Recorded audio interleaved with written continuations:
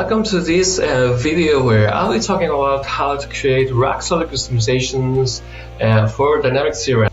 So in the previous video we kind of saw an introduction of what is fake XRM Easy, how could help you using it. We saw also the project layout and how to install it. And in this video we're going to see how to apply, testing concepts like the arrange, act, and assert, specifically with this framework, with the fake XRM Easy. And finally, at the end, we are going to see how to use those concepts to test a CRM plugin. So, what's the AAA test pattern? It's basically divides into 3 different steps. First step is to arrange. So arrange means we have to say if we want to test a plugin or a code activity or anything, if we need some input data or some initial status for that plugin or code activity to be executed, that's the place where we will be doing that. So it's the first step of initialization in this case. So that step with fake XRM Easy is done via calling this initialize comment that will receive a list of entities. We're going to see this in a minute, but the arrange basically means first step we need to set up. In order to set up our test method. Second step is act. So once we have our test data initialized, we want to run our piece of code that we actually want to test. That could be a plugin, could be a code activity, could be whatever. And finally, when that plugin or code activity is executed, we want to make sure the output from that is the expected output, right? And that's what is called assertions. And so for the arrange, specifically, you're going to see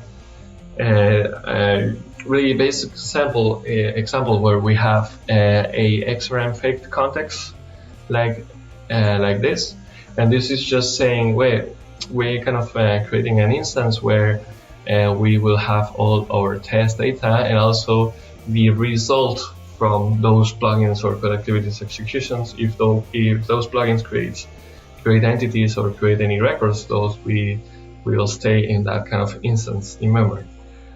So in order to arrange this, in this example, we are just going to create a new contact with the last name property set to messy in this case, and we are going to say that this contact will have this GUID as well, a new GUID. This could be a hard-coded GUID if you want, but it's more handy to just use this for unit testing. And finally, we are just calling the initialize method, which receives a list of entities, and one of those entities is the contact, right? So essentially what we are doing is we are initializing our test method with a single contact record called messy. That's it, nothing else. So the second step would be to actually run the piece of functionality we want to test. And that could be anything. It could be executing a plugin, could be calling a web service, could be doing something like, for example, a create service, organization service .create, .update, could be running queries, could be anything. Once we have executed our code, then the final step is to make sure the output from that execution is what we expect, and that's done via assertions. So for example, once the plugin has been executed, this plugin is from the SDK, it's the account number plugin, which just populates the account number property for an account record with some random number. Because it's random, in this case we just need to test that at least after the plugin is executed, the account record will have this new property as a new attribute, and that's the assertion. We're making sure this contains key is essentially true, right? So that's it. We are going to see now a demo of how to test actually a kind of plugin from Visual Studio. In the Visual Studio solution from the previous video, where we had basically the class library with the Account plugin, and we created as well this new unit test project with our fake XRM easy already installed. So I'm going to set up a new test method to test this plugin, right? So we're going to use XUnit for that, so I'm going to click on Manage New Packages for Solution, and I'm going to browse XUnit, and we want to install this. This is essentially the XUnit runner. It's the test runner. It's the thing that will run our tests from Visual Studio. So I just need to install that for only the unit test project, like this. Install. Okay.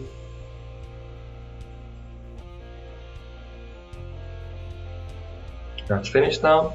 And also I want to install the XUnit helper classes as well, not the runner, just the XUnit. And I want the version 1.9.2 and this one. Okay, that's installed. And so let me rename this to something more useful, like account number plugin tests, for example. Yes, and that's it. I'm not going to use a MS test for this. Just going to use XUnit. You could use whatever testing framework test runner you want. I'm going to get rid of this and change this for a fact, and that's it. I can build this. Now we'll start it. And now, because the solution is being built, this is running behind the scenes. Is running the XUnit test runner, which is trying to discover any test, like this one, for example. And this is my test, which does nothing. If I implement something like this, false true, right? And execute this, run all. This test now will fail because, I just said that something that should be true is actually false. But this is just to get started with the test.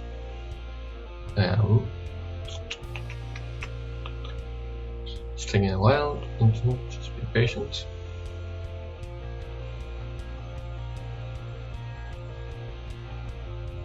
It's discovering test now.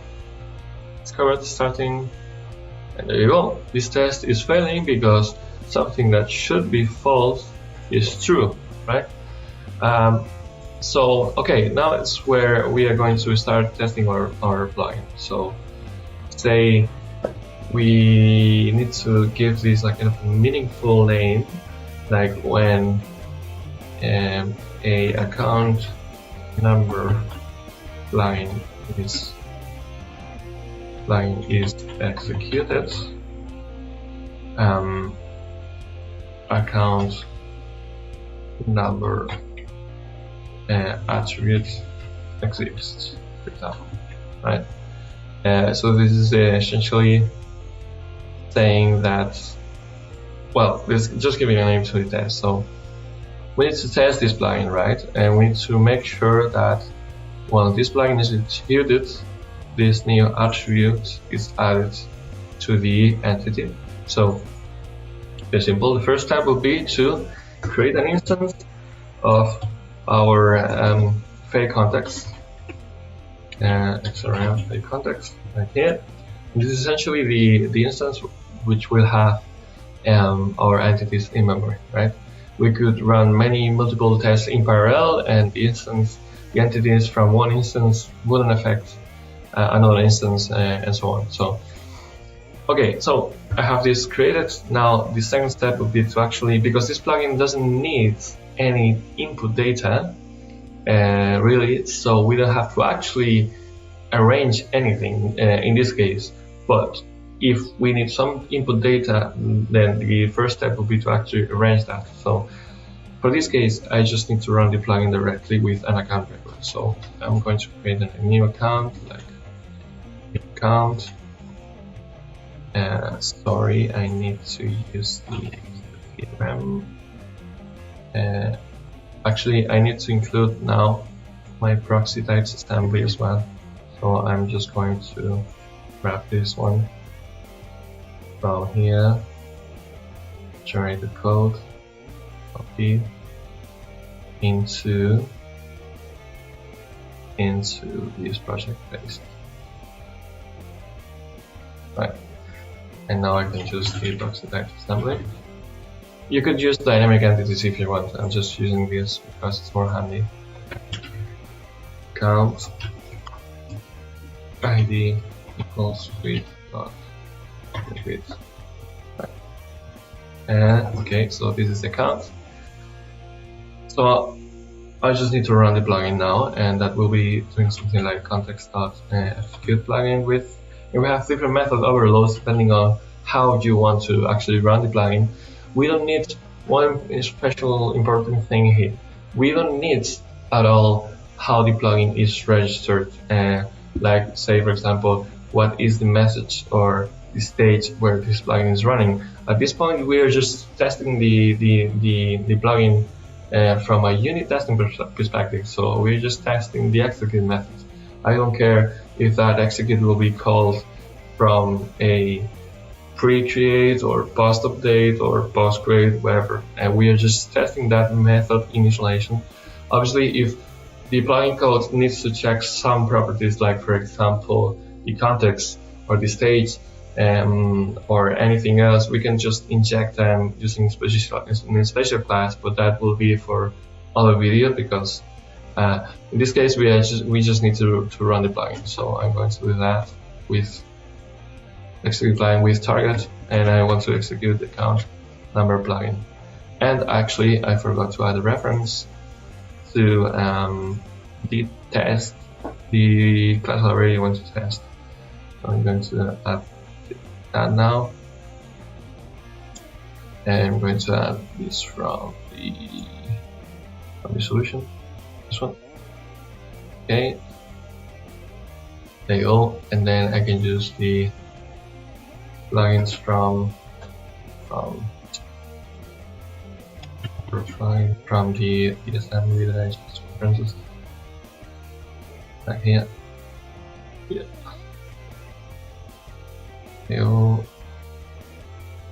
Okay, typo number. Using my account customizations, and then I just want to run that plugin with this target, the camera, right? Then at the end,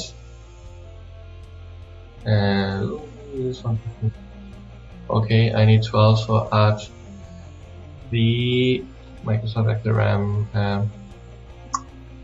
assemblies. So I'm going to do that now from manage NuGet packages. I need to install these core assemblies. This should match in theory what the version of CRM you have installed, but because I'm just testing this with 2016, it could be anything else. I'm just doing using this for now. Resolve actions, yeah, accept.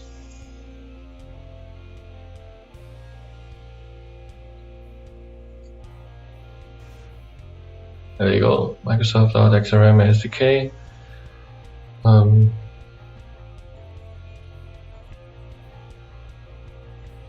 There you go. So I can just execute this now, and then when this is executed, the final step would be to make sure that the account record attributes contains key contains the account number plugin.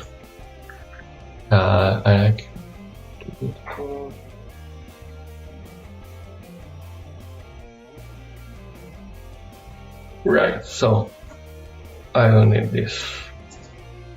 Delete. There you go. I can build this now. Yeah, build. Build success. This is running. I'm going to run the test again.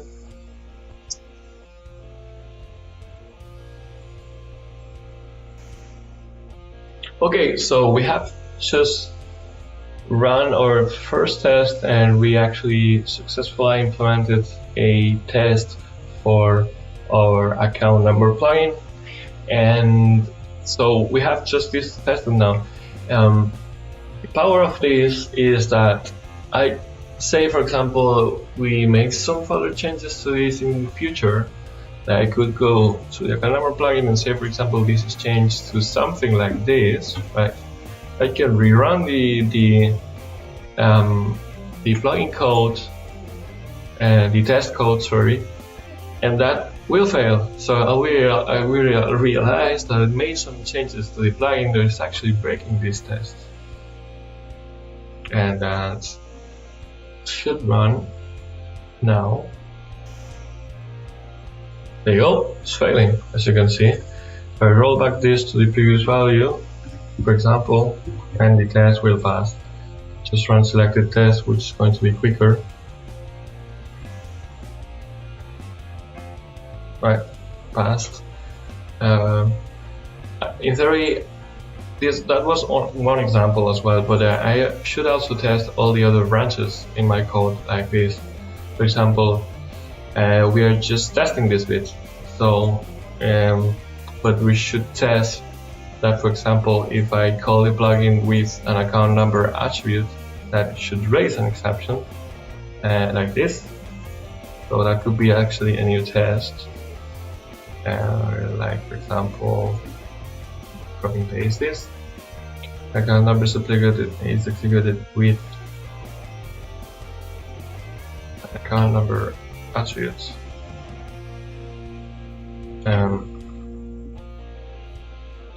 Exception is raised. So if I now add the account number attribute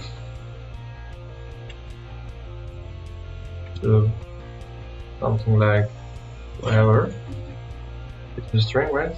Yeah. This should throw an exception, throws, and to this expression where the actual execution throws the exception like this. There you go.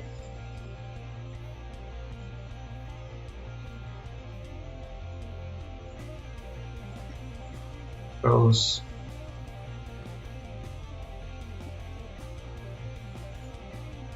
there you go. Exception. If I run this, I can run it just from this run tests, discovering the new test as well, and this test will pass, hopefully. Right, it's not passing, so we can just debug this test to see what's happening.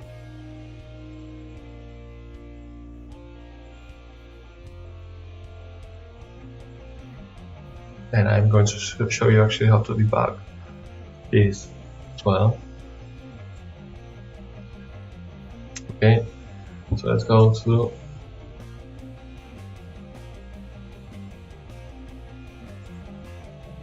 this is right here now. Count contains account number.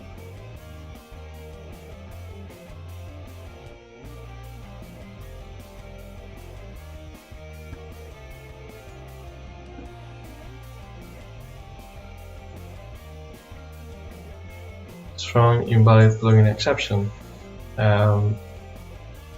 This is because probably this is actually not throwing a generic exception, but this one in particular.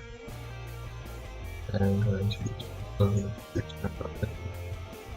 And if I run this again, run test, see what happens.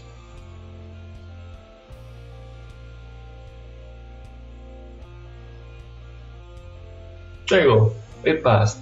As you can see, I can just quickly test any changes to the plugin just by running the test. I can also run both tests at the same time now, but without even registering the plugin via the plugin registration, without going to CRM, without doing many different steps just to test this small piece of functionality.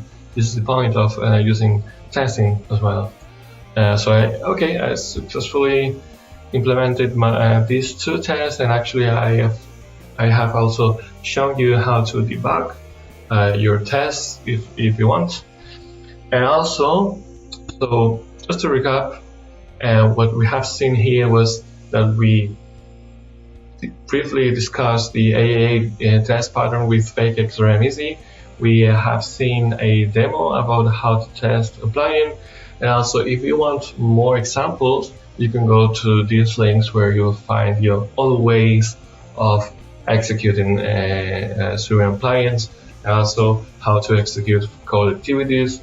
And you could apply the same steps to literally test anything that runs on backend code, C# and that uses the I-organization service.